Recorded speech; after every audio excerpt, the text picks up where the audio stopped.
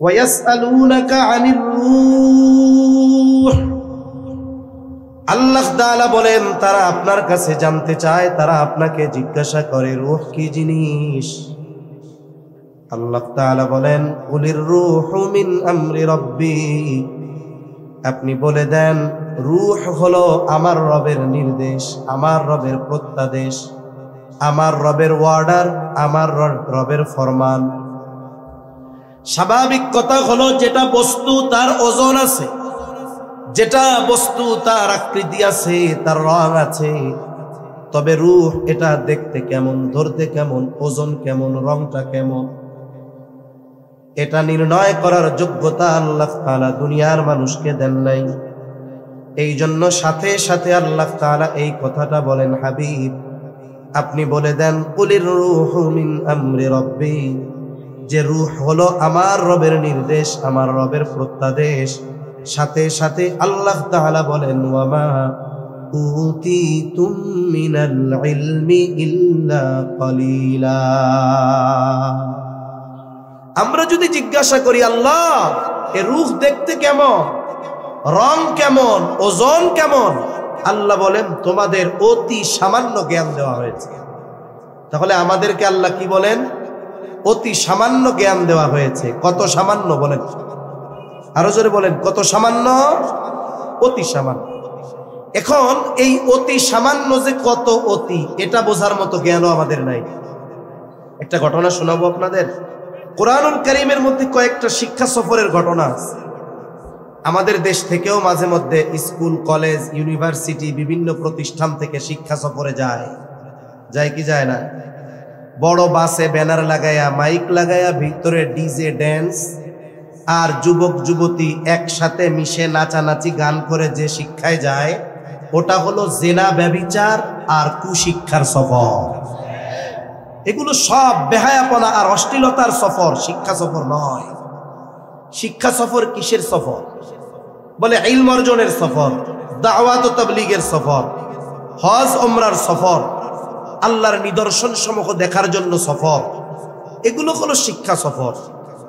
কোরআনুল কারীমে কয়েকটা শিক্ষা সফরের ঘটনা আছে। এর মধ্যে একটা শিক্ষা সফর হলো হযরত মূসা আর খিজির আলাইহিমাস সালাম, এই দুইজনের সফরের ঘটনা আছে পবিত্র কোরআনুল কারীমের সূরা কাহাফের মধ্যে। ঘটনার শুরু থেকে বলা উদ্দেশ্য নয়, একটা অংশ বলা আমার মূল উদ্দেশ্য। একটা সময় মূসা আলাইহিস সালাম খিজির আলাইহিস সালামের শর্তগুলো মেনে নিলেন এবং খিজির আলাইহিস সালামের সাথে তিনি সফর শুরু করলেন। দুজনের সফর শুরু হয়েছে একটা নৌকায়। সমুদ্র বা অন্য একটা নদী, সমুদ্র পাড়ি দিবেন, নৌকায় উঠছেন দুইজন। সমুদ্রের বুক চিরে নৌকা ছুটে চলছে। এই মুহূর্তে একটা দৃশ্য দুইজনের চোখে ধরা পড়ল। ওনারা দুইজন দেখতে পেলেন সমুদ্রের মধ্যে একটা পাখি উড়ন্ত অবস্থায় ওই সমুদ্রের সাথে ঠোঁট লাগিয়ে পানি পান করতেছে। নদীপথে যারা সফর করেছেন, লম্বা সফর, এই ধরনের দৃশ্য অনেক সময় তাদের চোখে পড়তে পারে। বিশেষ করে এই শীতকালীন সময়ে বাংলাদেশের বিভিন্ন অঞ্চল থেকে সেন্ট মার্টিন ভ্রমণে যায় পর্যটকেরা, জাহাজে সফর করে। একটা দৃশ্য দেখার আশা সবার। যখন জাহাজ ছুটে চলে, জাহাজের পেছনে অনেক ধরনের পাখি উড়ে, কাঞ্চিল উড়ে। পর্যটকেরা খাবার দেয়, উড়ন্ত অবস্থায় খাবারগুলো তারা নেয়।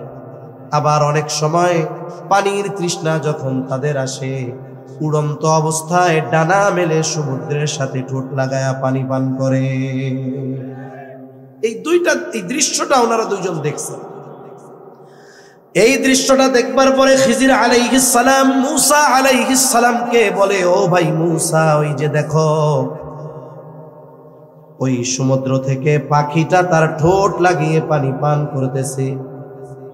খিজির আলাইহিস সালাম বলেন, ভাই মূসা, আল্লাহ তাআলার ইলম, আল্লাহ তাআলার জ্ঞান যদি গোটা সমুদ্রের সমস্ত পানির পরিমাণ হয়, তাহলে আল্লাহ তাআলার এই জ্ঞানের তুলনায় গোটা সৃষ্টি জগতের ইলম, গোটা সৃষ্টি জগতের জ্ঞান ওই পাখির ঠোঁটে লেগে থাকা পানির চাইতেও কম। আল্লাহর ইলম যদি গোটা সমুদ্রের পানির সমপরিমাণ হয়, আল্লাহর ইলমের তুলনায় গোটা সৃষ্টি জগতের ইলম হলো ওই পাখির ঠোঁটে লেগে থাকা এক ফোঁটা পানি, তার চাইতেও কম। সুবহানাল্লাহ। তাহলে আমাদের জ্ঞান কত কম, এটা যে কত কম এটা বোঝার জ্ঞানও আমাদের নাই। তাহলে এবার আমার কথার দিকে যাই। আল্লাহ তাআলা রূহের পরিচয় দিলেন, ওয়ায়াসআলুনাকা আনির রূহ কুলির রূহু মিন আমরি রাব্বি। আল্লাহ তাআলা বলেন, তারা আপনার কাছে জানতে চায় রূহ কি জিনিস।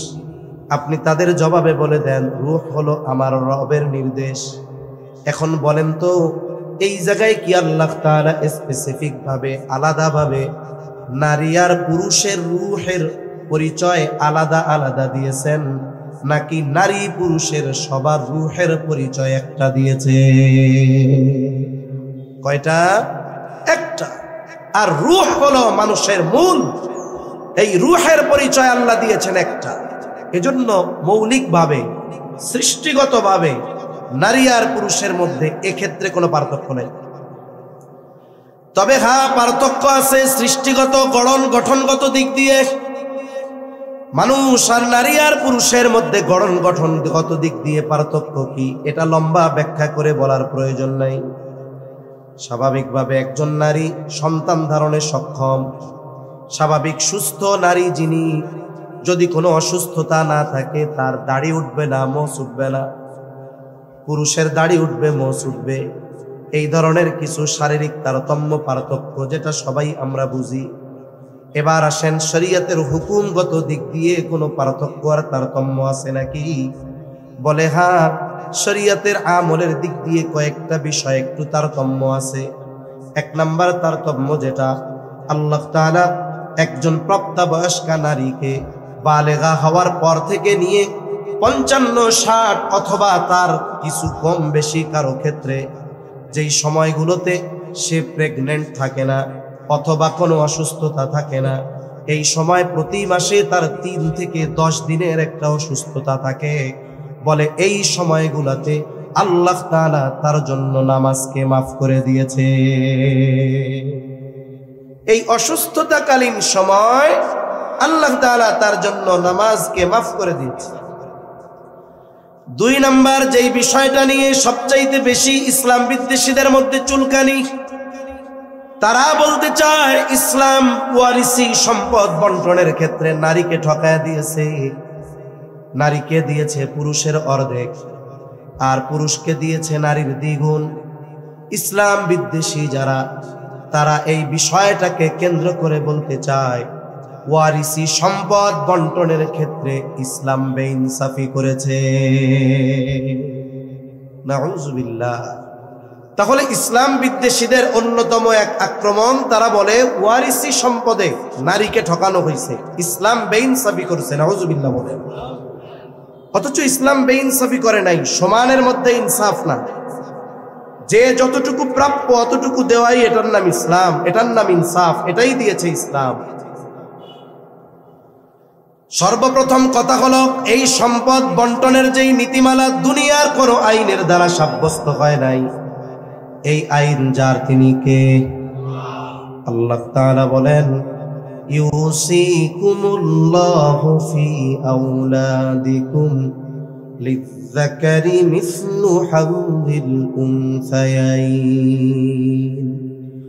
আল্লাহ রাব্বুল আলামিন বলেন, তোমাদেরকে ইউসিকুমুল্লাহ, আল্লাহ তাআলা ওসিয়ত করতেছেন, ফি আওলাদিকুম, তোমাদের সন্তানদের ব্যাপারে, লিযযাকারি মিসলু হাযিল উনসায়াইন, ছেলে পাবে 2 জন কন্যার সমপরিমাণ।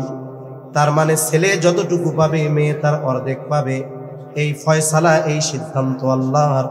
এখন কথা হলো যুক্তিবাদ, অন্য কিছু বাদ, সর্বপ্রথম এই সম্পদ বন্টনের ফয়সালা যেহেতু আল্লাহর, এই জায়গায় তারতম্য করার ক্ষমতা দুনিয়ার কারণে।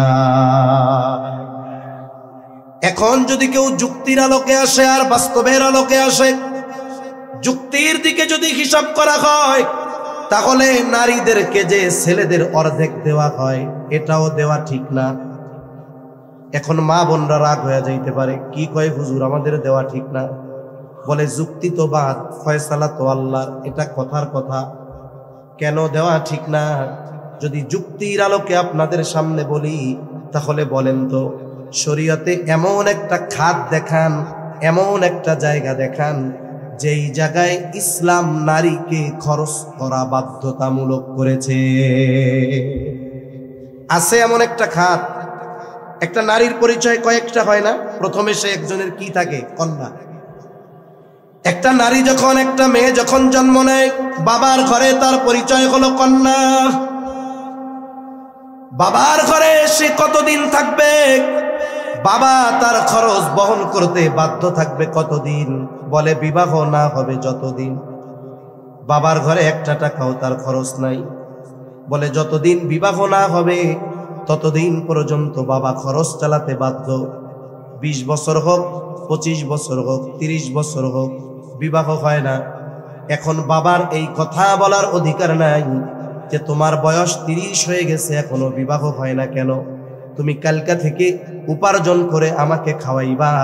বলেন তো মেয়ের ক্ষেত্রে এই কথা বলার অধিকার বাবার আছে নাকি? বাবা এ কথা বলতে পারবে যতদিন মেয়ের বিবাহ না হয়। তবে ছেলের ক্ষেত্রে বিষয়টা ভিন্ন। বাবা ছেলের খরচ দিতে বাধ্য কতদিন? বলে ছেলে নাবালক থাকবে যতদিন। এখন নাবালক থাকে কতদিন? আমাদের দেশের সরকারি হিসাব বলে 18 বছরের আগে সবাই শিশু। কক্সবাজার ইনানি সি বিচে এক জায়গায় লেখা 18 বছরের আগে সবাই শিশু। আপনারা অনেকেই খবর জেনে থাকবেন, দেশব্যাপী শুধু শহরগুলোতে নয়, এখন প্রত্যন্ত অঞ্চলে অনেক গ্রামেও একটা গ্যাং আছে, তার নাম হলো কিশোর গ্যাং। শুনছেননি নাম? কিশোর গ্যাং। এই কিশোর গ্যাং দেশের বিভিন্ন ধরনের অপরাধের সাথে জড়িত।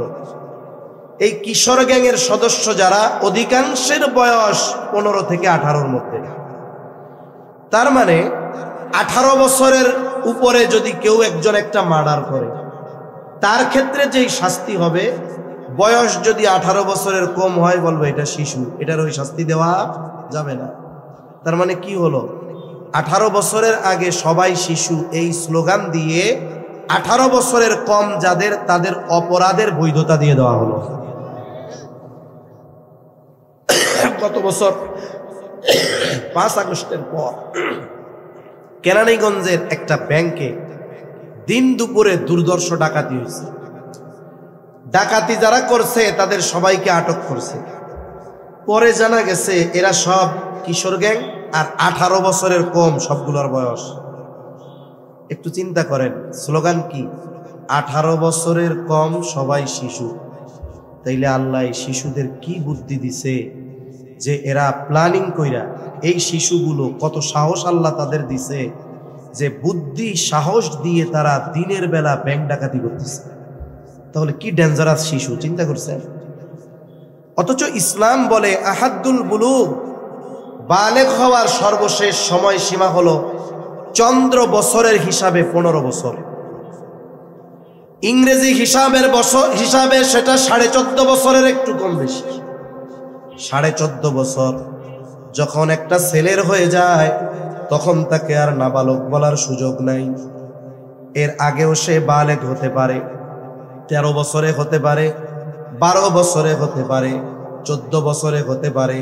তবে ইংরেজি হিসাবে যখন 14.5 বছর হয়ে যায়, এই ছেলেটা বা এই মেয়েটাকে আর নাবালক বলার কোনো সুযোগ নাই।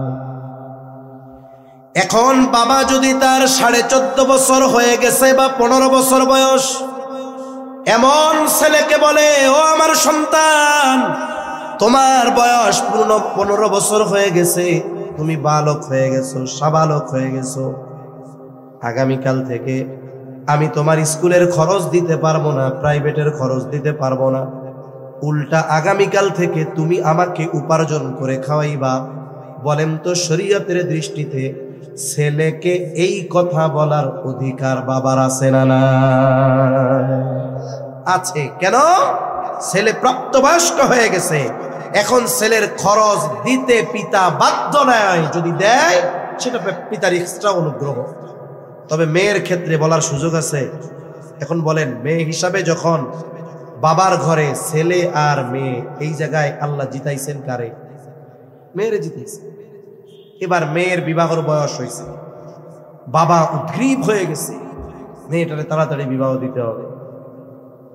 কোরআনুল কারীমে সূরা নূর আল্লাহ তাআলা এই সূরার মধ্যে অভিভাবকদের নির্দেশ দিয়েছেন, وَأَنكِحُوا الْأَيَامَ مِنكُمْ وَالصَّالِحِينَ مِنْ عِبَادِكُمْ وَإِمَائِكُمْ إِنْ يَكُونُوا فُقَرَاءَ يُغْنِهِمُ اللَّهُ। অভিভাবকদের উপরে আল্লাহর নির্দেশ। সংক্ষিপ্তভাবে বলতেছি যে তোমাদের অধীনস্থ যারা বিবাহ উপযুক্ত আছে, আনকিহু, তোমরা তাদের বিয়ে দিয়ে দাও।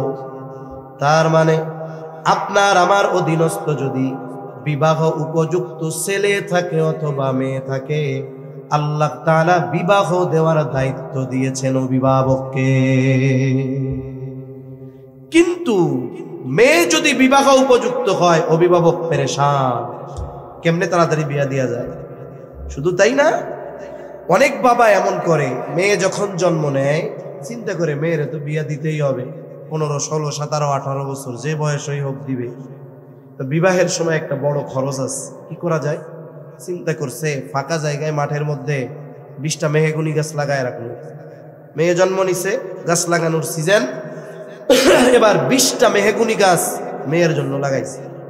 ওই সময় এক একটা গাছ 20 টাকা করে লাগাইছিল, 400, 500, 600 টাকা খরচ করে গাছ লাগাইছে। স্বাভাবিকভাবে সব ধরনের কাঠ গাছের দাম এক না। মেহগুনি গাছ যদি ভালো মতো আলো বাতাস পায় আর যদি বেড়ে উঠতে পারে, মোটামুটি এটা যদি খুব সুন্দরভাবে গোল হইয়া উঠে লম্বা, এক একটা গাছ 1 লক্ষ 1.5 লক্ষ টাকাও বিক্রি হয়। আর ফাঁকা জায়গায় যদি 15 বছর থাকে, ওই গাছ যদি আল্লাহ বাঁচায় দেয় 1 লাখ টাকা দাম হবে। উনি সুন্দর মতো গাছ লাগাইছে। বিবাহের সময় মেয়েও পেরেশান, আমার আব্বা এত খরচ করবে কেমনে। বাবা এবার মেয়েকে বলে, মা চিন্তা করো না, তুমি যখন দুনিয়ায় আসছো, আমার তো চিন্তা তোমার বিবাহের সময় বলে বিবাহ দিতে হবে। তোমার জন্মের কয়েকদিন পর ওই ফাঁকা জমিনের মধ্যে 20টা মেহগুনি গাছ লাগাইছিলাম, সবগুলো বড় হয়ে গেছে। 20টার দাম হয়েছে 15 লাখ, 20 লাখ। চিন্তা কইরো না, তোমার বিবাহের সব খরচ হওয়ার পরেও সুন্দর মতো তোমার ঘর সাজানোর জন্য যা দরকার সব কিছু দিয়া আমার নয়নের মনিরে তার স্বামীর বাড়ি পাঠাবো। এই দায়িত্বটা আল্লাহ ছেলের ক্ষেত্রে দেয় নাই? দেয় নাই না? আল্লাহ দেয় নাই? আল্লাহ তো বলছে তোমার অধীনস্থ ছেলে হোক আর মেয়ে হোক বিবাহ উপযুক্ত বিবাহ দিয়ে দাও। এলে কেন মেয়েরে বিবাহ দেওয়ার দায়িত্ব দিছে আল্লাহ, পোলারে বিয়া দেওয়ার দায়িত্ব দেয় নাই?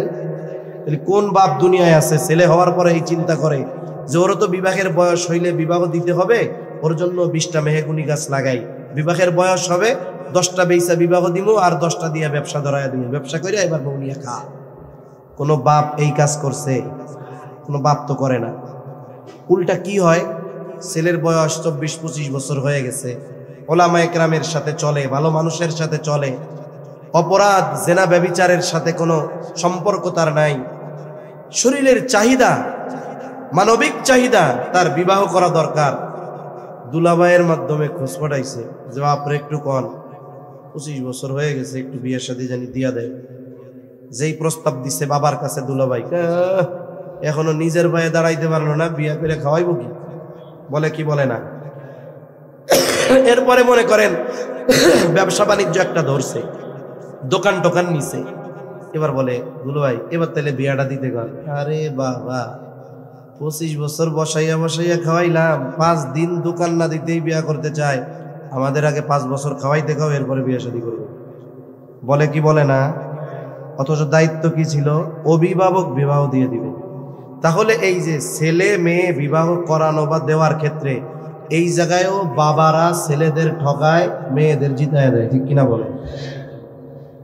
এখন বিবাহ হবে মেয়ের, দুনিয়ার সবচাইতে বড় শিক্ষিত ছেলে আসছে, চেহারা টল ফিগার সব সুন্দর, এখন মেয়ের বাবাকে বলতেছে যে আপনার মেয়েকে আমি বিবাহ করতে রাজি আছি, একটা শর্ত আছে। কি শর্ত? যে আমি যেহেতু এত যোগ্যতা সম্পন্ন ছেলে, আপনারাও আমাকে পছন্দ করেছেন, আপনাদের মেয়েও আমার পছন্দ হয়েছে, বিয়া করতে রাজি, তবে বিয়ার পরে সব খরচ আপনার মেয়ের, সব খরচ আপনার চালাইতে হবে। এই প্রস্তাব উনি যত বড় শিক্ষিত আর সুন্দর ছেলে হোক না কেন, যদি দেয়, লাঠি একটা নিয়ে কবে ভাগলি, নাহলে কিন্তু পিড়ায় ঠ্যাং ভেঙে ফেলবো, ভাগ, তোর মতো বলার লগে আমার মেয়ে বিয়া দিব না। তাহলে যখন কন্যার বিবাহ হবে, বিবাহের ক্ষেত্রে 1 নাম্বার গুরুত্বপূর্ণ বিষয়গুলোর মধ্যে অন্যতম একটি বিষয় হলো দেনমোহর ধার্য করা হয়। বলে এটার হক হলো মেয়ের, মেয়েকে দেনমোহর দিতে হবে।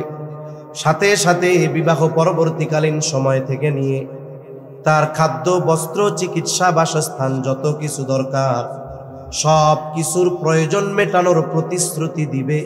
এরপরেই ওই কন্যাকে তার হাতে তুলে দেওয়া হয়। তার মানে মেয়েটা যখন বাবার ঘরে, তার কোনো খরচ নাই। মেয়েটা যখন স্বামীর ঘরে মহারানার টাকা দিয়ে স্বামীর ঘরে এসে গেছে, সব খরচ বহন করার দায়িত্ব তার স্বামীর। এরপরে যদি কোনো অনাকাঙ্ক্ষিত ঘটনা না ঘটে, অনেক সময় হয় স্বামী স্ত্রীর মধ্যে বিচ্ছেদ ঘটে। আমাদের সমাজ কিছু ক্ষেত্রে বড় খারাপ। এই বিবাহ বিচ্ছেদ ঘটার ক্ষেত্রে অনেকে একতরফা ভাবে মেয়েদেরকে দায়ী করে। এটা নিতান্তই ভুল। অনেক সময় দেখা যায় এই বিবাহ টিকে না থাকার পেছনে অভিভাবক অথবা অনেক সময় ওই স্বামী দায়ী হয়।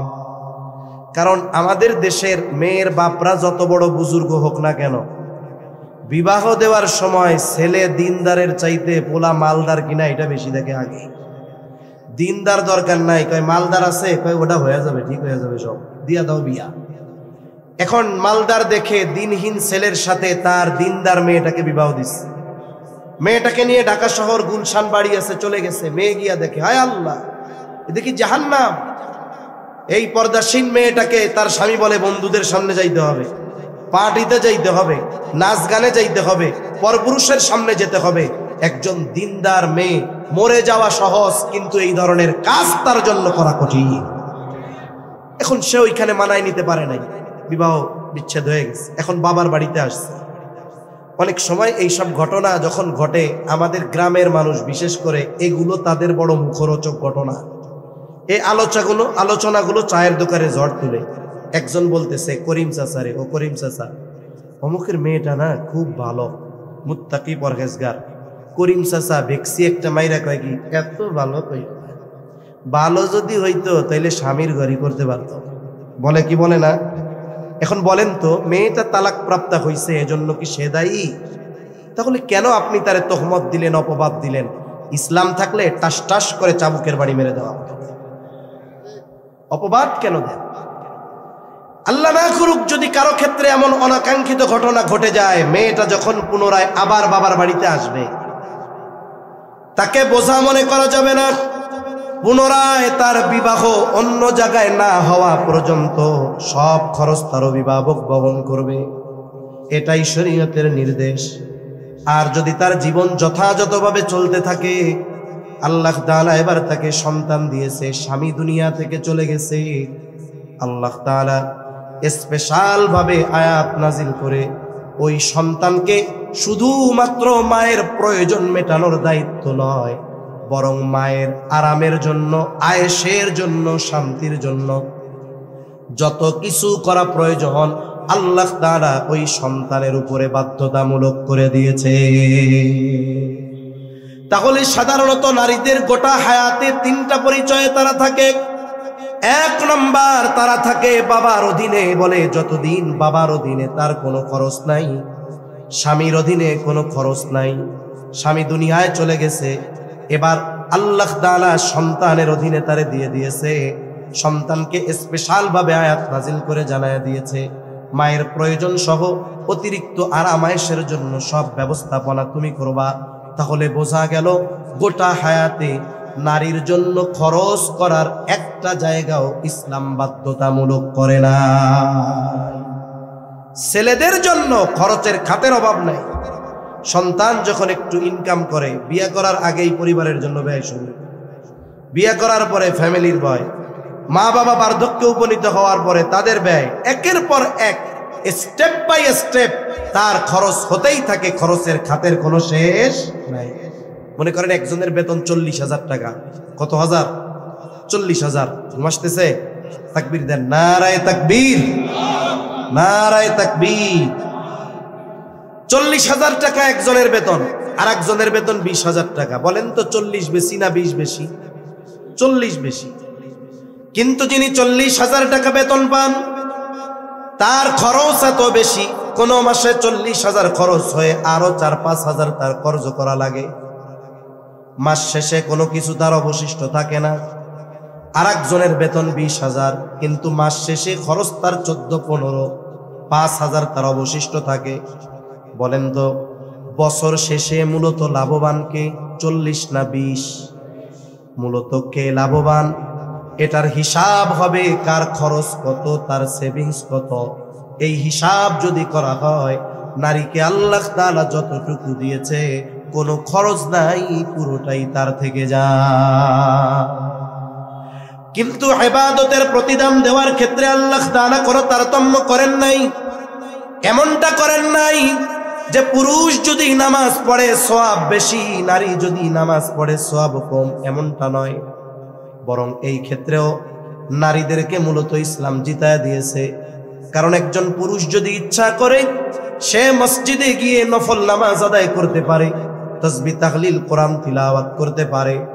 একজন নারী ইচ্ছা করলেই পারে না, কারণ তার ঘরে সন্তান আছে, সন্তানদের দেখাশোনা করা লাগে, স্বামীর জন্য রান্না বান্না করা লাগে, অনেক সময় স্বামীর কাপড় চোপড় ধোয়া লাগে, অনেক সময় স্বামীর মা বাবা শ্বশুর শাশুড়ির খেদমত করা লাগে।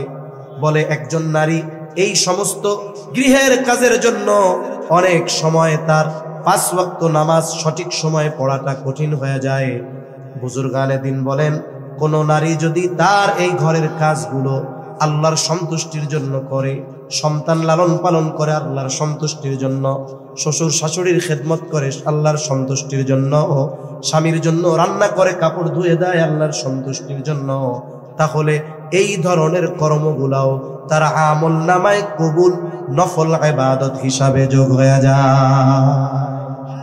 অথচ একজন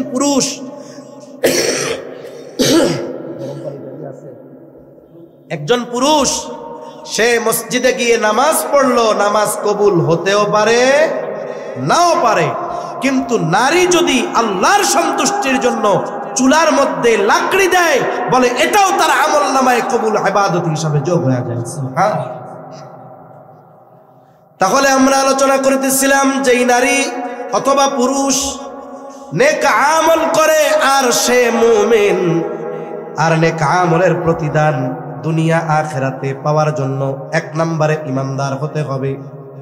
এই ঈমান হতে হবে শিরিক মুক্ত ঈমান। সাথে সাথে আর কয়েকটা শর্তের কথা আছে, অল্প সময়ের মধ্যে কথাগুলো আমি শেষ করে দিব ইনশাআল্লাহ। ঈমানের সাথে সাথে আর কয়েকটা শর্ত আছে। এই শর্তগুলো ঠিক রেখে যদি কোনো নারী পুরুষ আমল করে, মনে রাখতে হবে 1 নম্বর শর্ত হলো শিরিক মুক্ত ঈমান, 2 নম্বর শর্ত হলো ইখলাস। তার মানে যেই আমলটা সে করবে দুনিয়ার কোনো মানুষকে দেখানোর জন্য করবে না, ওই আমলটা একমাত্র যাকে দেখানোর জন্য করবে তিনি কে? যে কোনো আমল, এটার একমাত্র হকদার কে? আমলের হকদার আল্লাহ। যদি দুনিয়াতে কেউ মানুষকে দেখানোর জন্য আমল করে, ওই আমল হয় জাল আমল। ওই আমল কি আমল হয়? জাল আমল। মনে করেন একজন ব্যক্তি 1 লক্ষ টাকার একটা বান্ডিল নিয়ে ব্যাংকে গেছে, সে জাল টাকার কারবারি করে, সে চিন্তা করছে এর মধ্যে 50টা জাল নোট ঢুকায়া দিব, কোনো মতে যদি ওই টাকার পরিমাণটা আমার অ্যাকাউন্টে লেখা দিতে পারি, তাহলে ওই 50,000 টাকার জাল নোটগুলো বৈধতা পেয়ে গেল। কিন্তু মেশিন, ব্যাংকের অফিসগুলো এখন বড় ডিজিটাল আধুনিক, টাকা গোনার জন্য ব্যাংকের মধ্যে মেশিন আছে না নাই? এই মেশিন শুধু টাকা গুনে এমনটা নয়, বরং এই মেশিন টাকা অরিজিনাল না নকল সেটাও বলে দেয়। এবার ব্যাংকের ক্যাশিয়ার 1 লাখ টাকার বান্ডিলটা যখন মেশিনে দিলেন, একটু পর পর ব্যাংকের ওই মেশিন রেড সিগন্যাল দিচ্ছে যে এটা জাল টাকা। অনাকাঙ্ক্ষিত ভাবে এক বান্ডিলে একটা হতে পারে, দুটা হতে পারে। যখন 1000 টাকার মধ্যে প্রায় 50টা জাল নোট, সন্দেহ আছে না নাই? তার মানে এই ব্যক্তি জাল কারবারি করে, জাল টাকা বহন করে। পাশে আর একজনকে ইশারা দিলেন, জাল টাকার কারবারি আসছে, পুলিশকে খবর দেন।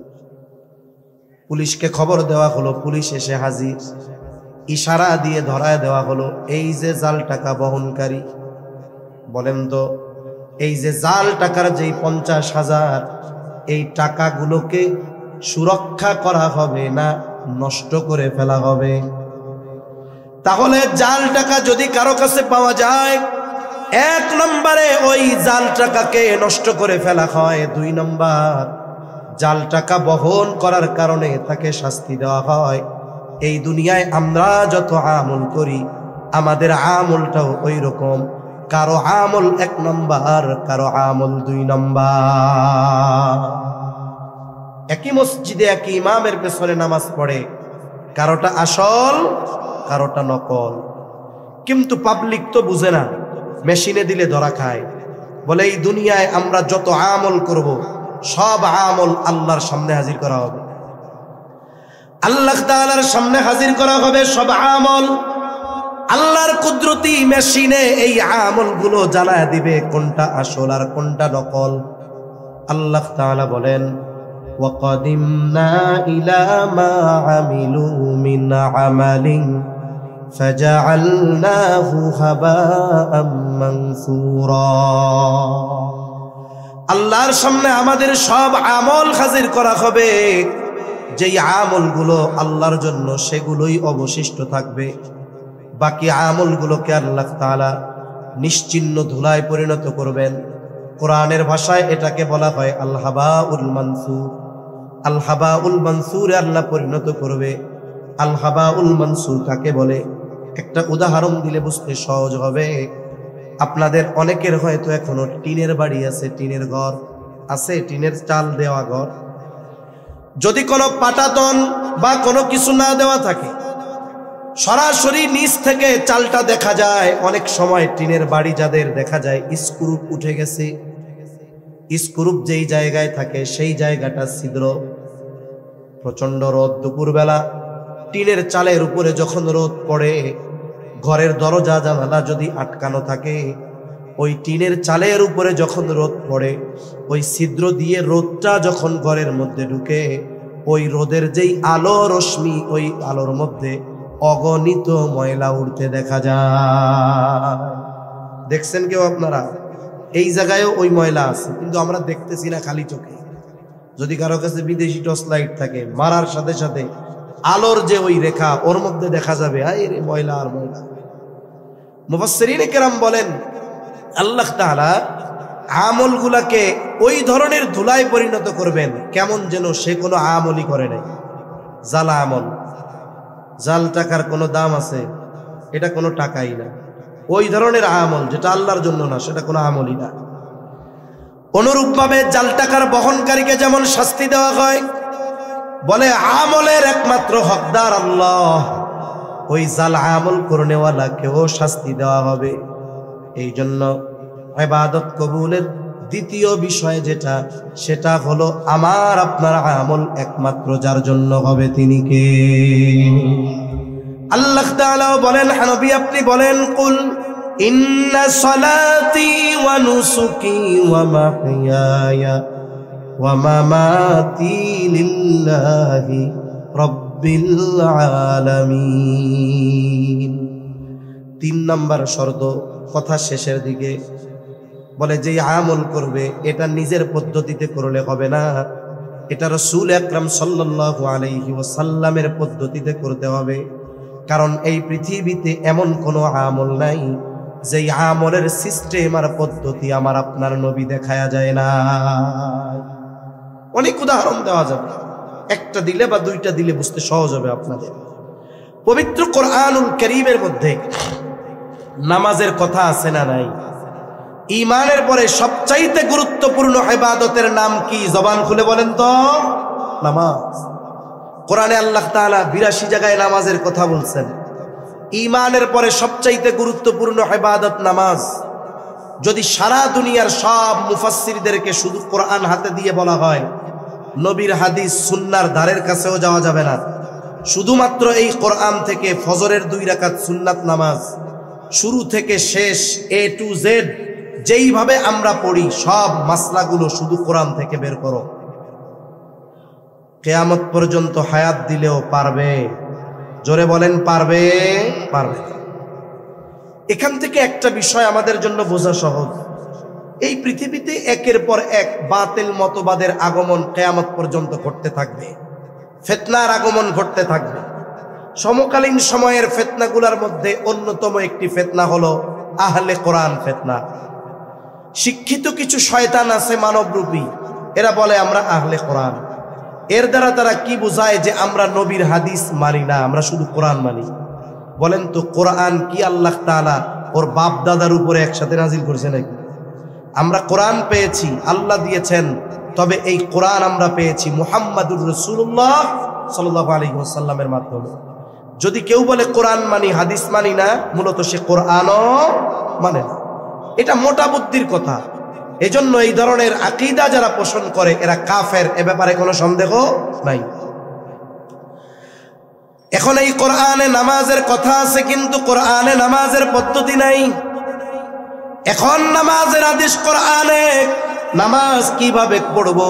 নবীজি সাল্লাল্লাহু আলাইহি ওয়াসাল্লাম বলেন, সল্লু কামা রাআইতুমুনি উসাল্লি, আমাকে যেভাবে নামাজ পড়তে দেখো তোমরা সেইভাবে নামাজ পড়ো। উম্মতকে নামাজ শিখিয়েছেন মুহাম্মাদুর রাসূলুল্লাহ, তাহলে নামাজের আদেশ দিয়েছেন আল্লাহ, আর আমাদের নামাজের পদ্ধতি শিখিয়েছেন মুহাম্মাদুর রাসূলুল্লাহ সাল্লাল্লাহু আলাইহি ওয়াসাল্লাম। এইরকম ভাবে হজের নির্দেশ দিয়েছেন আল্লাহ, শিখাইছেন মুহাম্মাদুর রাসূলুল্লাহ। নামাজের মধ্যে যতগুলো ফরজ আছে এর মধ্যে অন্যতম একটি ফরজ হলো রুকু করা। রুকু করার আদেশ আল্লাহ কোরআনে দিয়েছেন, ওয়ারকাউ মা'আর রাকিঈন, তোমরা রুকুকারীদের সাথে রুকু করো। 10 মিনিট কষ্ট হবে না তো? তাহলে রুকুর নির্দেশ দিবেন কে? রুকু করা নামাজের মধ্যে কি ফরজ। এখন আপনাদের এলাকার একজন মুসল্লি আলেম না, ওনার পাশে আমি গিয়া নামাজে দাঁড়াইছি। এখন আমি কোনো অসুস্থ না, কোনো সমস্যাও নাই। এখন আমার রুকুর সময় ইমাম সাহেব রুকুতে গেছে, মুরব্বীও রুকুতে গেছে, আমিও দাঁড়াইয়া রুকুতে গেছি। তবে কতটুকু? দাঁড়ানো অবস্থায় এতটুকু মাথা ঝুঁকাইছি, কোমর টোমর বাঁকা করি নাই। রুকু শব্দের শাব্দিক অর্থ ঝুঁকা, আমি তো একটু ঝুঁকছি। নামাজের পরে এই মুরব্বী আমারে বলবো, ও বাবা কেমন মৌলবিয়া, আপনি যা করলেন এটা কি রুকু হইল নাকি? তখন আমি যদি বলি, চাচা যান, আল্লাহ তাআলা কোরআনে রুকু করতে বলছে, রুকু শব্দের অর্থ ঝুঁকা, আমি তো ঝুঁকছি। আরে কয়েন না, এটারে রুকু কয় না, কোনটারে রুকু কয়? বলে পুরা একেবারে দর মতো হয়ে যাইতে হবে, এরকম ডালের মতো হয়ে যাইতে হবে, এমন ভাবে কোমর বাঁকা করতে হবে, মাথা আর পিঠ সমান হয়ে যাইতে হবে, এই রেটে এইটারে রুকু কয়। আমি যদি ওই চাচারে বলি, চাচা এটা যে এইভাবে রুকু করতে হয়, এই রুকুর কথা আল্লাহ কইছে কোরআনে, ঝুঁকো, তবে এতটুক ঝুঁকতে হবে, শিখছেন কোথার থেকে? আমার কেবল মৌলবী, এটা আমাকে নবী শিখাই দিছে না, ঠিক কিনা বলেন?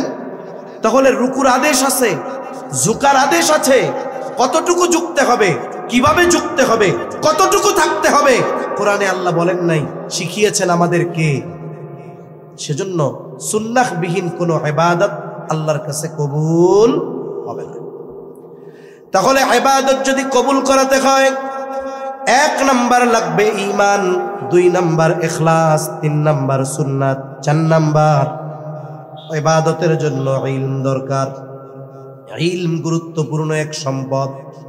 আমাদের জাতীয় মসজিদের সম্মানিত খতিব, গোটা দুনিয়ার অন্যতম আলেমে দ্বীন আব্দুল মালিক সাহেব হাফিজাহুল্লাহ, হযরত এক মজলিসের মধ্যে বলতেছেন, আমি তখন খেড়িহর মাদ্রাসায় পড়ি, উনি বলতেছেন, আমারে জিজ্ঞাসা করা হলো ঈমান বড় নাকি ইলম বড়? ঈমান তো বড়, তবে ইলম তো বড়। কেন? বলে ঈমানের উপরে যদি থাকতে হয় ইলম ছাড়া সম্ভব না। একজন ব্যক্তি ঈমান আনছে আল্লাহর উপরে, রাসূলের উপরে, সবগুলো ঈমান আনছে। এই ঈমান যেমন আনলো, ঈমান ভাঙ্গারও কিছু কারণ আছে না? ঈমান চলে যাওয়ার কিছু কারণ আছে না? আছে। এখন উনি যদি ঈমান ভঙ্গের কারণগুলোর ইলম ওনার কাছে না থাকে, দেখা যাবে উনি সকাল বিকাল ঈমান ভঙ্গের কাজ করে কিন্তু কয় আমি ঈমানদার। তাহলে ইলম যদি না থাকে ঈমানও চলে যাওয়ার আশঙ্কা আছে। ইলম যদি না থাকে আমল নষ্ট হয়ে যাওয়ার আশঙ্কা আছে। কেন? মনে করেন নামাজ এক ইবাদত, নামাজের বাহিরে ভেতরে 13টা ফরজ। নামাজের যে কোনো একটা ফরজ যদি ছুটে যায়, বাহিরের হোক আর ভেতরের হোক, ও যদি 100 সাজদা মারে নামাজ হবে? নামাজের বাহিরে ভেতরে 13 ফরজ, যদি কোনো একটা ফরজ যদি ছুটে যায়, না পাওয়া যায়, তার মধ্যে নামাজ হবে না। এখন আমার যে ফরজ ছুটে গেল আমি টের পাবো কখন? যখন আমি নামাজের বাহিরে ভেতরে 13 ফরজ জানবো তখন। নামাজের ওয়াজিব 14টা, যদি কোনো একটি ওয়াজিব ছুটে যায় সাহু সেজদা দিতে হবে, নাইলে নামাজ হবে না। বলে যেই ব্যক্তি নামাজের ওয়াজিব 14টা জানে না, বলেন তো নামাজের মধ্যে যদি তার ওয়াজিব ছুটে যায় টের পাবে নাকি? টের যদি না পায় সাহু সেজদা দিবে নাকি? সাহু সেজদা যদি না দেয় নামাজ থাকবে নাকি? নামাজ থাকবে না। নামাজ ভঙ্গের কারণ 19টা। কয়টা? যদি কোনো একটা কারণ পাওয়া যায় নামাজ থাকবে না। এখন নামাজ ভঙ্গের কারণ পাওয়া গেল কিনা, যদি ওই ব্যক্তি নামাজ ভঙ্গের কারণগুলো না জানে টের পাবে না। সে টের পাক আর না পাক তার নামাজ থাকবে না। তাহলে ইবাদতের জন্য এই মাসালাগুলো জানা দরকার আছে না নাই? কিন্তু আমরা মুসল্লিরা শিখতে রাজি না। কেন? আমি যে নামাজের ওয়াজিব 14টা জানি না, আমি যে নামাজ ভঙ্গের কারণ জানি না, আমি যে অজু ভাঙ্গার কারণ জানি না, আমি যে গোসলের ফরজ অজুর ফরজ জানি না, এইটা যদি হুজুর জানে তাইলে কি হুজুরে ধমক দেওয়া যাইব? হ্যাঁ, হুজুর যদি জানে যে এই মুসল্লি অজু ভাঙ্গের 7টা কারণ জানে না, তাইলে ওই মুসল্লি কি ইমামের সামনে বড় গলায় কথা বলতে পারবে? এই জন্য আমাদের মুসল্লিরা মাসলা মাসাইল শেখার জন্য ইমাম সাহেবের কাছে যাইতে চায় না। ইজ্জত চলে যাবে এই ভয়ে। ইজ্জত বাঁচাইতে গিয়া যে ঈমান আমল চলে যাচ্ছে এ খবর তার নাই। সেজন্য লজ্জা ত্যাগ করে হলেও এই বিষয়গুলো আমাদের শিখতে হবে। শিখবো তো ইনশাআল্লাহ, ওলামায়ে কেরামের কাছ থেকে শিখব। আশেপাশে যারা আছেন আপনারা যদি আপনাদের মাদ্রাসার মুতামিম সাহেবরে বলেন যে আমাদের এই গুরুত্বপূর্ণ মাসাইলগুলো দৈনিক আধা ঘন্টা সময় দিয়ে শেখানোর ব্যবস্থা করবেন, মুতামিম সাহেব বলবে যে না আমরা পারবো না। বলবে আপনাদের কারো মসজিদের ইমাম সাহেব বলবে যে না আমরা এগুলো শেখাইতে পারবো না। কিন্তু আমরা শিখতে চাই না। মনে রাখবেন, দুনিয়ায় একটু লজ্জা পাওয়া ভালো, আখেরাতে ফিরিস্তাদের ডান্ডা বাড়ি খাওয়ার চাইতে। এই লজ্জাটুকু ত্যাগ করে যদি শিখতে পারি ইবাদত কবুল হবে, আখেরাতে নাজাত সহজ হবে ইনশাআল্লাহ। তাহলে ইবাদত কবুলের অন্যতম শর্ত হলো ইলম। ইবাদত সম্পৃক্ত ইলমগুলো আমরা অর্জন করব। সর্বশেষ যেই বিষয়টা বলবো, ইবাদত কবুলের অন্যতম শর্ত হলো হালাল উপার্জন আর হালাল খাবার। অনেকের উপার্জন হালাল কিন্তু সে খায় ওইটা দিয়ে হারাম, হারাম জিনিস কিনা খায়।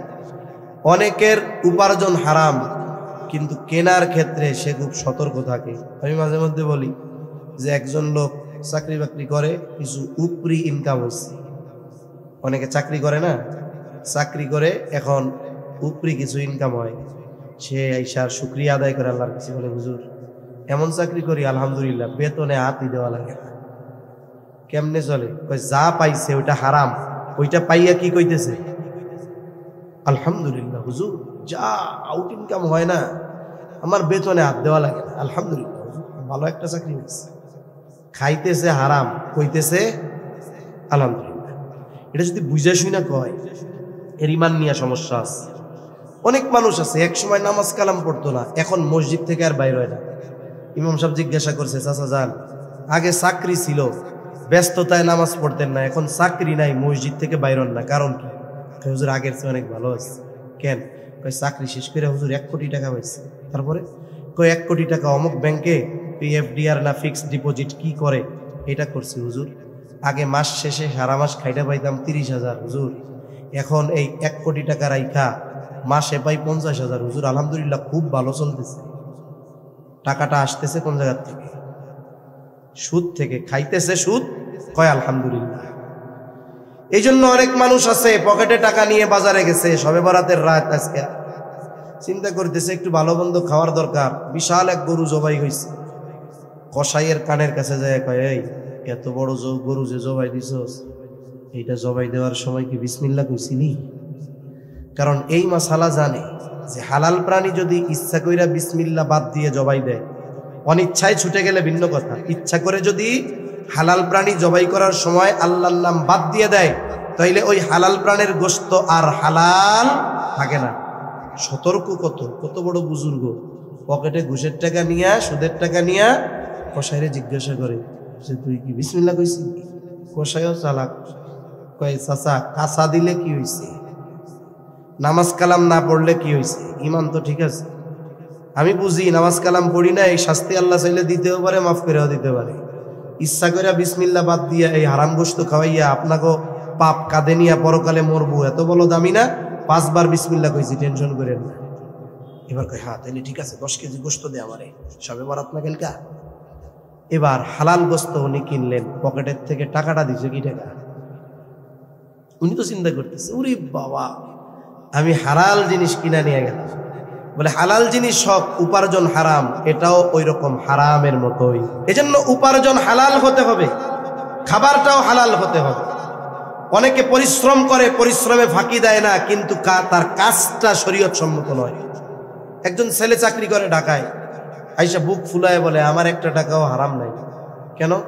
তা আমার অফিসে সিসি ক্যামেরা লাগানো, 8 ঘন্টার মধ্যে 8 সেকেন্ডও বসার টাইম নেই, একটুও ফাঁকি দেই না আমরা। তা কি করস? কয় অমুক হোটেলে চাকরি করি। তোর কাজ কি? কয় ক্লায়েন্ট আসলে তাদেরকে মদ পরিবেশন করা। কাজটা কি? মদ পরিবেশন করা। মদের সাথে সম্পৃক্ত যারা, তাদের আল্লাহ আর রসুল তাদের উপরে লানত বর্ষণ করছে। ও কাজ করে একনিষ্ঠতার সাথে, কোনো ফাঁকি নাই, কিন্তু কাজটা তো হারাম। সেজন্য উপার্জন এটা হালাল, খাবারটাও হতে হবে হালাল। যদি উপার্জন হারাম হয়, খাবার হারাম হয়, অথবা দুইটার একটা হারাম হয়, তাহলে বড় বড় অনেকগুলো ক্ষতি। 1 নাম্বার ক্ষতি, তার দোয়া কবুল হয় না। হারাম যে খায়, হারাম উপার্জন করে, হারাম টাকার পোশাক গায়ে দেয়, তার দোয়া কবুল হয় না।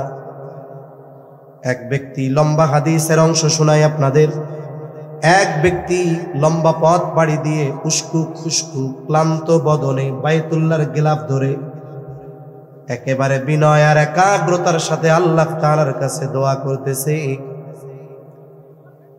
সাহাবায়ে কেরাম এই ব্যক্তির দোয়ার অবস্থা দেখে সুনিশ্চিত যে আল্লাহ তাআলা এই ব্যক্তির দোয়া ফিরাইয়া দিবেন না। তারা সুনিশ্চিত দোয়া কবুল হবেই। কিন্তু ওই ব্যক্তির বাস্তব অবস্থা আল্লাহ তাআলা নবীজিকে জানায়া দিলেন। সাহাবায়ে কেরামকে নবীজি বললেন, শোনো, ওই ব্যক্তির দোয়া আল্লাহ কেমনে কবুল করবে? যার খাবারটা হারাম দিয়ে গঠিত আর গায়ের পোশাক যারা হারাম, তার দোয়া আল্লাহ কেমনে কবুল করবে? 2 নাম্বার, যারা হারাম খায়, হারাম উপার্জন করে, আল্লাহ তাআলা তাদের ইবাদত কবুল করেন না। আল্লাহ তাআলা প্রত্যেকটি নবী রাসূলকে ইবাদত করার আগে নির্দেশ দিয়েছেন। আল্লাহ তাআলার নির্দেশ, আপনারা পবিত্র খান। ইয়া আইয়ুহার রাসূল কুলু মিনাত তাইয়্যিবাত ওয়া'মালু সালিহা। হে রাসূলগণ, আপনারা পবিত্র খান। পবিত্র তার মানে যেটা খাবেন এটা যেন হালাল টাকা দিয়ে কেনা হয়, আবার যেটা খাবেন শুধু হালাল টাকা নয়, ওই খাবারটাও যেন হালাল হয়, পবিত্র হয়। এরপরে আল্লাহ তাআলা বলেন ওয়া'মালু সালিহা, এরপরে আমলে সালেহ করেন। উলামায়ে কেরাম বলেন, যার খাবার পবিত্র নয়, যার খাবার হালাল নয়, তার ইবাদত আল্লাহর কাছে কবুল হয় না।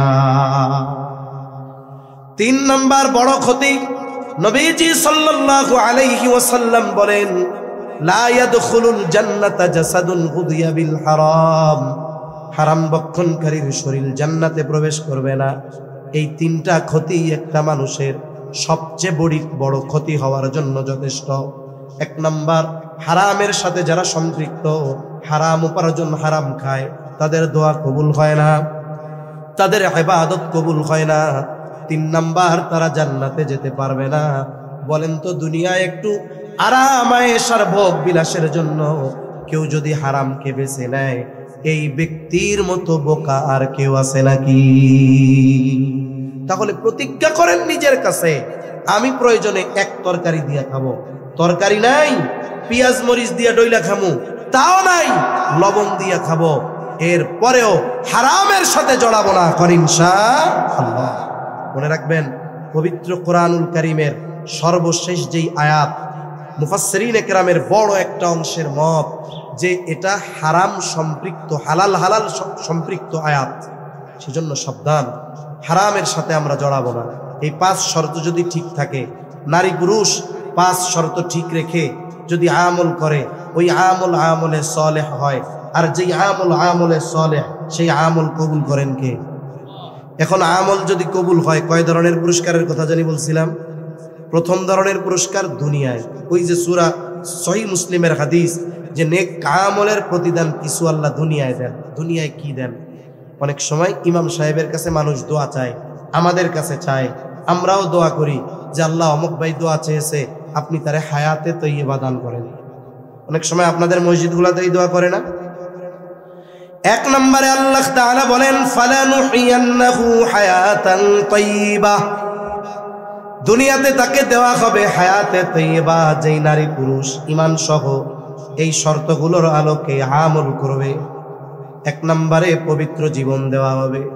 পবিত্র জীবনের ব্যাখ্যা আব্দুল্লাহ ইবনে আব্বাস রাদিয়াল্লাহু তাআলা আন, হযরত আলী রাদিয়াল্লাহু তাআলা আন, প্রখ্যাত মুফাসসির মুজাহিদ রাহমাতুল্লাহি আলাইহি, ওনাদের সম্মিলিত কওলগুলো শুনাই যে হায়াতে তাইয়্যিবার এর ব্যাখ্যা হলো আল্লাহ তাআলা তাকে শান্তিময় পবিত্র জীবন দান করবে। শান্তিময় পবিত্র জীবন, মনে রাখতে হবে, একটা হলো সুখ আর একটা শান্তি। সুখ হলো আসবাবের সাথে সম্পৃক্ত। একটা সময় আপনাদের মনে করেন রংপুর হাইটা যাওয়া লাগতো, আর একটা সময় নৌকায় যাওয়া লাগতো, এক সময় এলাকায় গরম লাগলে ফ্যান ছিল না, হাত পাখা বেড়ানো লাগতো। আর এখন আরাম কত, বলে আরামের বিছানা আছে, এসি আছে, গরমের দিন ওইটা ঠান্ডা বাতাস দেয়, শীতের দিন গরম বাতাস দেয়, বিছানা ল্যাপ তোষক সব ঠিক আছে, এগুলো সুখের আসবাব। কিন্তু অনেক মানুষের এই সমস্ত কিছু থাকার পরেও, 3টা ঘুমের বড়ি খাবার পরেও তার ঘুম আসে না। কেন? বলে তার সব আছে কিন্তু মনে শান্তি নাই। শান্তি কেমনে থাকবে? সম্পদ আছে, ছেলেটা মাদকাসক্ত, অশান্তির মূল এইটা। কিন্তু আর এক আল্লাহর বান্দা, তার বাড়ি হলো এমন বাড়ি, ওই যে আসমানি কবিতা ছিল, আসমানিদের দেখতে যদি তোমরা সবাই চাও, রহিমউদ্দির ছোট্ট বাড়ি রসুলপুরে যাও। বাড়িতে নাই, বাড়ি তো নয় পাখির বাসা, ভেন্না পাতার ছানি, একটু খালি বৃষ্টি হলে গড়িয়ে পড়ে পানি। কিছু মানুষের বাড়ি আছে, বৃষ্টির দিন বৃষ্টির পানি ঢুকে, শীতের দিন শীতের হাওয়াও ঢুকে, গরমের বৃষ্টির দিন উপর থেকে টপ টপ করে ওই কুয়াশার পানি পড়ে, বৃষ্টির দিন টপ টপ করে বৃষ্টির পানি পড়ে। এরকম লোক আছে। ওনার বিছানা দামি ম্যাট্রেস না, মাথার নিচে শিমুল তুলার বালিশও নাই, বালিশ যেটা মোটামুটি ইটের মতো শক্ত। কিন্তু ওনার 2টা ছেলে, একটা মেয়ে, স্ত্রী মুত্তাকি পরহেজগার, 2টা ছেলে হাফেজে কোরআন মাওলানা পড়তেছে, মেয়েটা হাফেজা হইছে, সে দিন শেখার জন্য এখনো মাদ্রাসায় আছে, বা অথবা এক জায়গায় নেককার ছেলের সাথে বিয়া দিয়ে দিছে। এই লোকের এমন অবস্থা যে বলে গরমের দিন বাড়ি ফ্যানও নাই, শীতের দিন দামি পশমওয়ালা কম্বলও নাই। কিন্তু আল্লাহ তাআলা ওই শক্ত ইটে মাথা দিয়া যখন শয়, একটু পরে ঘুমের ঠেলায় নাক ডাকা শুরু করে। আছে না নাই? সুখের আসবাব নাই, কিন্তু কি আছে? শান্তি আছে। টাকাওয়ালারা শান্তি কিনতে চায়, আর আমরা যারা মোটামুটি শান্তিতে আছি, আমরা ওই অবস্থা দিয়ে কই আল্লাহরে আমার কিছু নাই। ওরা আমাদেরটা চায়। আল্লাহ বলেন পবিত্র এক শান্তিময় জীবন দেওয়া হবে। হায়াতে তাইয়্যিবার এক ব্যাখ্যা, আর এক ব্যাখ্যা অমুখাপেক্ষী জীবন দেওয়া হবে। অমুখাপেক্ষী তার মানে সে দুনিয়ায় চলবে, আল্লাহ এমন ভাবে চালাবে যে দুনিয়ার মানুষের কাছে হাত পাতা লাগবে না, তার যেটা প্রয়োজন এই প্রয়োজন মেটানোর জিম্মাদারি কে নিবে? আল্লাহ। 3 নাম্বার ব্যাখ্যা বলে স্বল্পে তুষ্টতা দান করবে আল্লাহ তাআলা। যে ব্যক্তি স্বল্পে তুষ্ট হতে পারে সে হলো আসল ধনী। যার শুধু খাই খাই নাই নাই আবার অভাবও নাই কোনো কিছু, এটা আসল ধনী না। এজন্য নবীজি বলেন আল গিনা গিনান নাফস, অন্তরের ধনী হলো আসল ধনী। আল্লাহ স্বল্পে তুষ্টতা তাকে দান করবে। 4 নাম্বার, আল্লাহ তাআলা তাকে ইবাদতে মজা দান করবে।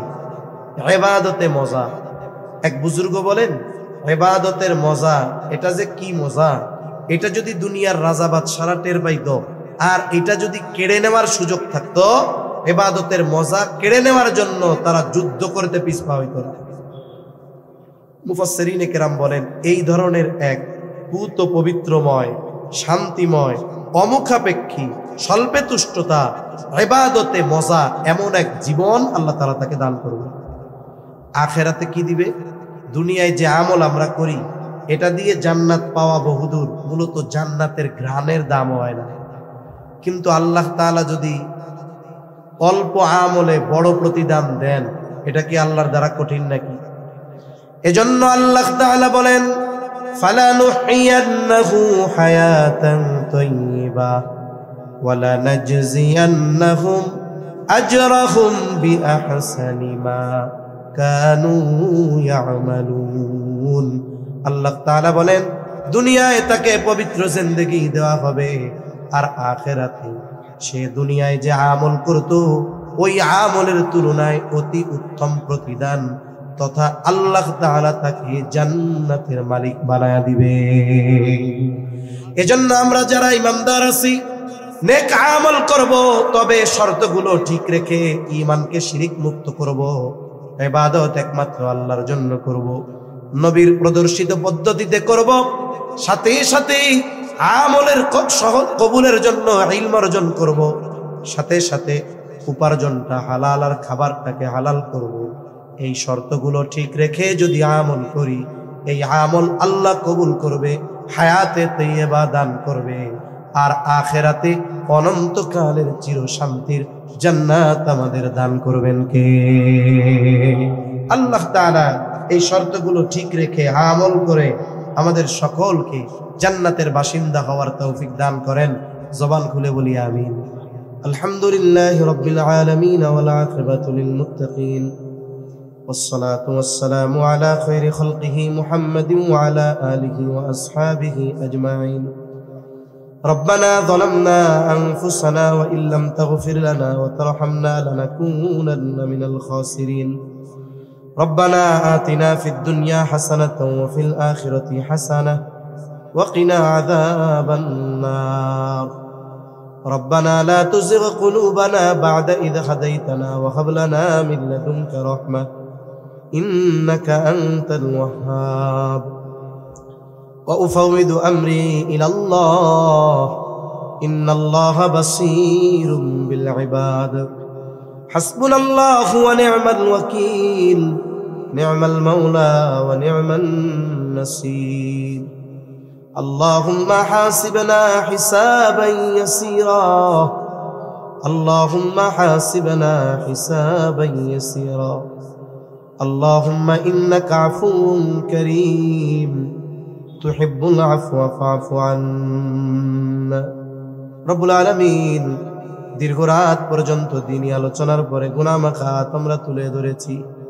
আয় আল্লাহ, রাত যত গভীর হয় দুনিয়ার মানুষের দরজাগুলো বন্ধ হয়ে যায়, আর রাত যত গভীর হয় আপনার রহমতের দুয়ার তত উন্মোচিত হয়। আমরা গুনাহগার, আপনি গফফার। আমরা গুনাহ করতে ভালোবাসি, আপনি ক্ষমা করতে ভালোবাসেন। আপনি আপনার গফুর, গফফার, রহিম, রহমান নামের ওসিলায় যে যেখান থেকে হাত উঁচু করেছে আমাদের বিগত জীবনের সব ধরনের গুনাহগুলো মাফ করে দেন। আয় আল্লাহ, আমাদের আত্মীয় স্বজন দেশ বিদেশে যে যেখানে আছে মাফ করে দেন। যারা দুনিয়া ছেড়ে চলে গেছে মাফ করে কবরগুলো জান্নাতের টুকরো বানায়া দেন। আয় আল্লাহ, আশেপাশে যত কবরস্থান আছে, যত মুমিন মুমিনাত শাহীদ আছে, সবার কবরগুলো আপনি জান্নাতের টুকরো বানায়া দেন। আয় আল্লাহ, খাস করে মালিক আজকের মাহফিল আপনি কবুল করে নেন। আল্লাহ যে মাদ্রাসার উদ্যোগে মাহফিল মাদ্রাসা খানা কবুল করেন, মাদ্রাসার ওস্তাদ ছাত্র পরিচালনার দায়িত্বে যারা আছে কবুল করে নেন। আয় আল্লাহ, মাদ্রাসার মোহাব্বতে যে যেভাবে সহযোগিতা করেছে সকলের সকল প্রকার সাহায্য সহযোগিতা আপনি কবুলের মঞ্জুর করে নেন। মাদ্রাসার যত প্রয়োজনীয়তা আছে গায়বী খাজানা থেকে মিটায় দেন। আয় আল্লাহ, এই মাদ্রাসা সহ তামাম দুনিয়ার সকল মাদ্রাসাগুলো সকল ষড়যন্ত্র চক্রান্ত থেকে হেফাজত করেন রব্বুল আলামিন। আয় আল্লাহ, এই মাদ্রাসা দাওরায়ে হাদিস পর্যন্ত করার ইচ্ছা, আয় আল্লাহ আপনি সকল কিছুর আঞ্জাম সহজ করে দেন রব্বুল আলামিন। যারা অসুস্থ আছে সুস্থতা দান করেন আল্লাহ। অনেকে দোয়া চেয়েছে, যে যে উদ্দেশ্যে দোয়া চেয়েছে সকলের নেক চাওয়া নেক আশা কবুল করে নেন রব্বুল আলামিন। আমিও অনেক অসুস্থ আল্লাহ, আয় আল্লাহ আপনি আমাকে সুস্থতা দান করেন রব্বুল আলামিন। তামাম দুনিয়ার মুসলমানদের জানমাল আপনি হেফাজত করেন। আয় আল্লাহ, যেখানেই মুসলমানেরা মাজলুম আপনি তাদের সাহায্যকারী হয়ে যান। আয় আল্লাহ, আমাদের একে অপরের প্রতি হৃদ্রতা ভালোবাসা আপনি বাড়ায়া দেন। আয় আল্লাহ, তামাম দুনিয়ার মুসলমানদের এক হওয়ার তৌফিক দান করেন রব্বুল আলামিন। খাস করে আমরা যারা হাত উঁচু করেছি, আমাদের মধ্যে হয়তো অনেকের মা নাই বাবা নাই, অনেকে হয়তো নিজের হাতে মোহাব্বতের মা বাবাকে কবরে শোয়া রাখছে। আল্লাহ, দুনিয়ার অপর প্রান্তে আমেরিকার খবর মুহূর্তের ভিতরে পাওয়া যায়, দেখা যায় 3 হাত মাটির নিচে মোহাব্বতের মা বাবার কবরের খবর জানা যায় না, দেখা যায় না। গুনার কারণে যদি কারো মা বাবার কবরে আযাব হয়, আল্লাহ এখানে হাফেজে কোরআন আছে, উলামা ইকরাম আছে, তালিবুল ইলম আছে, আপনার দাড়ি পাকা অনেক বান্দা আছে, যুবক আবেদ আছে, মুসাফির আছে, অনেক মা বোনেরা হাত উঁচু করেছে। আল্লাহ, আমাদের মধ্যে যাকে পছন্দ, যার আমল পছন্দ, তার আমলের ওসিলায় ওই মা বাবার কবরের আযাব আল্লাহ আপনি মাফ করে দেন। কবরগুলো জান্নাতের টুকরো বানায় দেন। কিয়ামতের দিন হিসাব সহজ করে জান্নাতের ব্যবস্থা করে দিয়েন। যাদের মা বাবা বেঁচে আছে সুস্থ দীর্ঘ নেক হায়াত আল্লাহ আপনি দান করেন। আমাদের স্ত্রী সন্তান আমাদের জন্য চক্ষু শীতলকারী হিসাবে কবুল করে নেন। যাদের সন্তান অবাধ্য আছে সন্তানগুলোকে বাধ্য করে দেন। যাদের বিবাহযোগ্য কন্যা আছে উত্তম দিনদার পাত্রের ব্যবস্থা করে দেন। অভাবীর অভাব দূর করে দেন। ঋণগ্রস্তের ঋণ পরিশোধের তৌফিক দান করেন। যারা বেকার আছে হালাল কর্মসংস্থানের ব্যবস্থা করে দেন। আয় আল্লাহ, আমাদের সকলকে বরকতময় প্রশস্ত রিজিক দেন। আয় আল্লাহ, রিজিক সংকীর্ণতা দিয়ে আপনি পরীক্ষা নিয়েন না রব্বুল আলামিন। আমাদের সকলকে বারবার মক্কা মদিনা জিয়ারতের তৌফিক দিয়েন আল্লাহ। আমাদের দেশের উপরে খাস রহমত নাজিল করেন। আসমানি জমিনি সকল প্রকার বালা মুসিবত থেকে হেফাজত করেন। আয় আল্লাহ, ইসলামের ব্যাপারে দেশের ব্যাপারে দলমত নির্বিশেষে আমাদের ঐক্যবদ্ধ থাকার তৌফিক দেন। আল্লাহ, সকলের মনের নেক চাওয়া কবুল করেন। আমাদের সকল কল্যাণ দেন। সব কল্যাণ থেকে আপনি হেফাজত করেন রব্বুল আলামিন। এই দুনিয়া ছেড়ে একদিন আমাদের চলে যেতে হবে। এ পৃথিবী যেমন আছে তেমনি পড়ে রবে। সুন্দর এই পৃথিবী ছেড়ে একদিন চলে যেতে হবে। আয় আল্লাহ, এই মায়ার পৃথিবী ছেড়ে চলে যাওয়ার ডাক কখন চলে আসে বলা যায় না রব্বুল আলামিন। মালাকুল মউত যখন মৃত্যুর পরওয়ানা নিয়ে হাজির হবে, আপনি আমাদের প্রত্যেকের জবানে তাওহীদের কালিমা নসিব করে দিয়েন। খাস করে আল্লাহ, মা বোনদের কবুল করে নেন। আয় আল্লাহ,